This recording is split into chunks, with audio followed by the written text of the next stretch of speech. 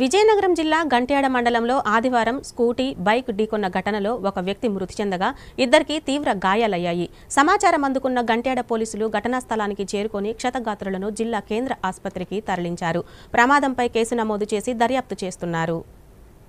విజయనగరం జిల్లా గంట్యాడ మండలం గింజేరు జంక్షన్లో ఆదివారం మధ్యాహ్నం స్కూటీ, మోటార్ బైక్ ఢీకున్న ఘటనలో ఒకరు మృతి చెందగా మరో ఇద్దరు తీవ్రంగా గాయపడ్డారు. విజయనగరం నుంచి స్కూటీపై అల్లాడ ఆనంద్, కుమార్ రాజా వెళ్తుండగా వారి వెనకనే మోటార్ బైక్ పై వస్తున్న చెల్లూరుకు చెందిన దాసరి నారాయణరావు వెళ్తున్నారు. గింజేరు గ్రామ్ జంక్షన్ సమీపంలో హఠాత్తుగా రెండు బైకులు ఢీకొనటంతో స్కూటీ వెనుక కూర్చున్న అల్లాడ ఆనంద్ తుళ్లి రోడ్డున పడి అక్కడికక్కడే దుర్మరణం చెందాడు. స్కూటీ డ్రైవ్ చేస్తున్న కుమార్ రాజా అలాగే మోటార్ బైక్ పై ప్రయాణిస్తున్న దాసరి నారాయణరావులకు తీవ్ర గాయాలయ్యాయి.